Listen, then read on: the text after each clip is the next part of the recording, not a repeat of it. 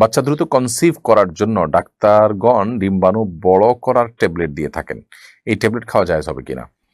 আহ দ্রুত কনসিভ করার জন্য যদি ডিম্বাণু বড় করার ওষুধ দেওয়া হয়, এতে যদি ক্ষতিকর কোনো দিক না থাকে তাহলে সেক্ষেত্রে সেটা নাজায়েজ হওয়ার কোনো কারণ দেখছি না। কারণ এখানে আল্লাহ সৃষ্টিতে কোনো পরিবর্তন বলতে যেটা বোঝায় সেরকম কিছু নয়। কনসিভ হওয়ার সম্ভাবনা আপনার বৃদ্ধি করা, জাস্ট এটুকু, অতএব এটি নাজায়েজ হওয়ার কথা নয়।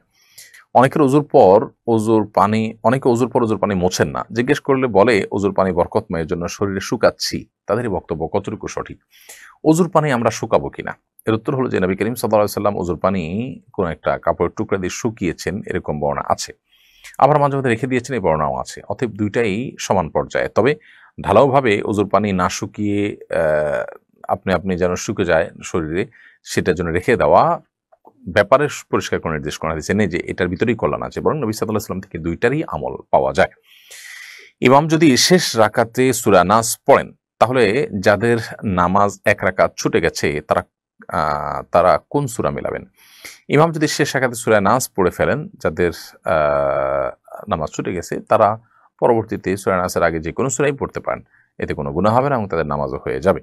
স্বামী স্ত্রী পরস্পরের অবাঞ্ছিত লোম পরিষ্কার করে দিতে পারবে কিনা? যেহেতু স্বামী স্ত্রীর মধ্যে কোনো পর্দা নেই, বিধায় তারা যদি কেউ একে অন্যকে এই কাজটি করে দিতে চান, বিশেষ করে বার্ধক্যে বা অসুস্থ হয়ে গেলে অনেক সময় প্রয়োজন হয়, বা স্বাভাবিক অবস্থা যদি করে দেন, সেটি কোনো গুনাহের বিষয় নয়। অনেকে প্রিয় মানুষের কবরের পাশে নিজের কবর দেওয়ার জন্য ওসিয়ত করেন, পাশাপাশি দুই কবরের বাসিন্দারা কি পরস্পরকে দেখতে পারেন? তারা কি পরস্পরের মধ্যে কথা বলতে পারেন? দেখুন, কবরে পাশাপাশি থাকার মধ্যে বাহ্যিক দৃষ্টিকোণ থেকে কোনো কল্যাণ নেই, এবং কবরের পাশাপাশি কবরের লোকের সাথে আলাপ সালাপ করার, যোগাযোগ করার কোনো সুযোগ আছে কোন হাদিসের আলোকে, এরকম কিছু বোঝা যায় না। এটা জাস্ট সন্তানরা বা অন্যরা যখন জিয়ারত করবে, পাশাপাশি দেখে পাশাপাশি দোয়া করার সুযোগ পাবে, জাস্ট এই জায়গা থেকে হয়তো মানুষ বলে থাকেন। এছাড়া কোনো উপকারী দিক এটা নাই আসলে সেভাবে। আমার মা মদিনাকে খুব ভক্তি করেন, খেজুর খাওয়ার সময় তিনি খেজুর ধৌত করেন না, বলেন এটার গায়ে রাসূল সাল্লাল্লাহু আলাইহি ওয়াসাল্লাম শহরের ধুলা লেগে আছে। বিষয়টিকে আপনি কিভাবে দেখছেন? খেজুর না ধুয়ে খেলে কি কোনো সওয়াব হবে? না, এতে কোনো সওয়াব তো হবেই না, বরং তার দৃষ্টিভঙ্গি পরিবর্তন করা উচিত। কারণ নবী করিম সাল্লাল্লাহু আলাইহি ওয়াসাল্লামের শহরের ধুলা হলে সেটা আপনার আমি খাবো, ব্যাপারটা এরকম না আসলে। নবী করিম সাল্লাল্লাহু আলাইহি ওয়াসাল্লামের প্রতি ভক্তি এটা তো ভালো, মৌলিকভাবে তার সেই জিনিসটা প্রশংসনীয় যে তার ভিতরে নবী সাল্লাল্লাহু আলাইহি ওয়াসাল্লামের ভালোবাসা আছে, ভক্তি আছে। কিন্তু ভক্তি ভালোবাসা প্রকাশের ভুল পন্থা গ্রহণযোগ্য নয়। নবী সাল্লাল্লাহু আলাইহি ওয়াসাল্লামের প্রতি ভালোবাসায় তার সুন্নাহকে অনুসরণ করব, তার কথা মেনে চলবো, সেটি ঠিক আছে। কিন্তু তাই বলে তার মদিনা শহরের ধুলা দেখে সেটা আমি গায়ে মাখাবো, তাহলে মদিনা শহরের নাপাককে আমি পাক মনে করব কিনা? ডেফিনিটলি সেটি করব না। তো অপরিচ্ছন্নতাকে আমি পরিচ্ছন্ন মনে করার কোনো কারণ নেই। নবী সাল্লাল্লাহু আলাইহি ওয়াসাল্লাম তো পবিত্র থাকতে বলেছেন এবং আমাদেরকে হাত ধুয়ে খেতে বলেছেন। তাহলে মদিনায় গেলে কি আমার হাতে ধুলা থাকলে আমরা না ধুয়ে খাবো? অবশ্যই খাবো না। অতএব এই সমস্ত বিষয় থেকে পরিষ্কারভাবে বোঝা যায় যে আপনার আম্মা যে দৃষ্টিভঙ্গি থেকে এটিকে সঠিক মনে করছেন সেটি ভুল। ২ স্ত্রী নিয়ে এক ঘরে একই বিছানায় ঘুমানো যাবে কিনা? যদি কারোর একাধিক স্ত্রী থাকে এবং তাদের সাথে একই সাথে তিনি শোন, যেহেতু শরিয়ার কোনো বিধান লঙ্ঘন হচ্ছে না এবং মানে এদের মধ্যে পারস্পরিক পর্দাও নাই, অতএব এটি জায়েজ আছে। বাট শারীরিক সম্পর্ক করলে সেক্ষেত্রে এখানে সতরের বিধান চলে আসবে। সেই কারণে সেটির ক্ষেত্রে অবশ্যই আপনাকে শরিয়ার বিধানের আলোকে আপনাকে করতে হবে, এবং সেক্ষেত্রে আপনার যদি একে অন্যের সতর দেখেন এরকম কোনো পরিবেশ তৈরি হয়, তাহলে সেটা অবশ্যই নাজায়েজ এবং গুনাহ হবে। অনেক হিন্দু বাড়িতে পূজার ঘর থাকে, প্রতিমা থাকে, তারা বাড়িতে বসে পূজা করেন। এ ধরনের হিন্দুদের কাছে বাসা ভাড়া দেওয়া যাবে কিনা? যে সমস্ত হিন্দুদের বাড়িতে পূজার ঘর থাকে, প্রতিমা থাকে বা প্রতিমাতে তারা পূজা করবে, এটা তাদের একান্ত ব্যক্তিগত বিষয় যে তারা বাসায় পূজা করছে। তাদের কাছে বাসা ভাড়া দিলে সেটা আপনার জন্য হারাম বা নাজায়েজ হবে না। যেহেতু আপনি তাকে পুজোর জন্য বাসা ভাড়া দেননি, পুজোটা তার এডিশনাল কাজ সে তার মতো করে করছে, তাকে আপনি বসবাসের জন্য ভাড়া দিয়েছেন। বিধায় অন্য ধর্মাবলম্বীদেরকে বাসা ভাড়া দিলে তারা যদি সেখানে পুজো টুজো করে, এর কারণে যিনি বাসা ভাড়া দিয়েছেন দায়টা তার উপরে বর্তা হয় বা তার জন্য এটা ভাড়া দেওয়া জায়েজ নয়, ব্যাপারটা এরকম না। শীতের শুরুতে অনেক কাঁথা কিংবা কম্বল মুড়ি দিয়ে ফ্যান চালিয়ে ঘুমান অনেকে।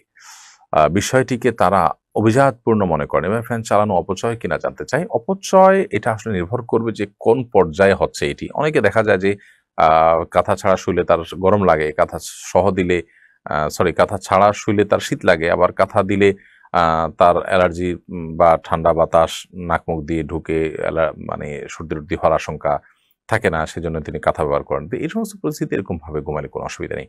এটাকে অপচয় বলা যাবে না। অপচয় হবে তখন যখন নেহায়েতই কোনো উদ্দেশ্যহীনভাবে আপনি জাস্ট লৌকিকতা ইত্যাদির জন্য নানান উদ্দেশ্যে আপনি ব্যবহার ইয়ে করছেন, যখন আপনি কোনো টাকা পয়সা নষ্ট করছেন, ব্যয় করছেন, তখন এখানে তো এটা তার ভালো লাগা, এটা তার কি বলে অসুস্থ থেকে বাঁচা, কিংবা আপনার এইভাবে শোয়াটা তার কাছে কমফোর্ট মনে হয়, সেই সব তিনি এটা করছেন। অতএব এটাকে অপচয় বলা যাবে না। যদি অপচয়ের সংজ্ঞায় যাওয়ার মতো কোনো কিছু হয় সেটা ভিন্ন বিষয়। জাস্ট এটুকু যেটুকু বলছেন এটুকুর কারণে অপচয় হবে না ইনশাআল্লাহ তাআলা। জেনে বুঝে অস্বাস্থ্যকর খাবার খেলে কি গুনাহ হবে? আমরা সবাই জানি ফাস্ট ফুড, ভাজা পোড়া খাবার খেলে স্বাস্থ্য ঝুঁকি থাকে। তবুও প্রতিনিয়ত সবাই এসব খাবার খেয়ে নানান রকম ভয়ানক রোগে আক্রান্ত হচ্ছে। এক্ষেত্রে শরীয়ত বিধান কি? যেই খাবার খেলে সরাসরি আমাদের শরীরে ক্ষতি বয়ে আনবে সেটি তো আমাদের জন্য খাওয়া জায়েজ নেই। আল্লাহ বলেছেন, "ওয়াতুলকু বিআইদিকুম ইলা তাহলুকা", তোমরা নিজেদেরকে ধ্বংসের দিকে ঠেলে দিও না। অতএব নিজের জন্য ক্ষতি হয় এমন কিছু করা জায়েজ নাই। তবে যে সমস্ত খাবারে দূরবর্তী ক্ষতি হয়, দীর্ঘমেয়াদে আস্তে, আস্তে ক্ষতি হয়, মানে ক্ষতিটা আবার হওয়াটা নিশ্চিত নয়। তার শরীরে ইমিউন থাকলে ক্ষতি নাও হতে পারে। তো এই লেভেলের যদি থাকে, যেমন ফাস্ট ফুড, ভাজাপোড়া ইত্যাদি, এগুলোর ক্ষতি থাকে, তো এই কারণে এগুলো খাওয়া হারাম হয়ে যাবে না। পৃথিবীর কোনো আলেমই এটাকে হারাম বলেননি। যেহেতু এগুলোতে ক্ষতি হওয়া চূড়ান্ত নয়, আবার ক্ষতিটাও যে একেবারে পরিষ্কার সেরকম না, ক্ষতির সম্ভাবনা আছে। তো এরকম তো আমরা যত খাবারই খাই, প্রত্যেকটা খাবারের মধ্যেই ভালো মন্দ দিক থাকে, উপকারী অপকারী দিক থাকে। এটা অনেকটা সেরকমই, যার কারণে এগুলো খাওয়া গুনাহ হবে না। তবে যেটা খেলে নিশ্চিতভাবে আমার, যেমন ধূমপান করলে নিশ্চিতভাবে ক্ষতি হবে, সেটি চূড়ান্ত। অতএব সেটা খাওয়া কিন্তু জায়েজ নয়। প্রিয় দর্শক, দেখতে দেখতে আমরা অনুষ্ঠানের একেবারে শেষ প্রান্তে চলে এসেছি। বরং আমরা আলহামদুলিল্লাহ আজকে অনেকগুলো প্রশ্নের উত্তর দিয়েছি 1 ঘন্টা বেশি সময়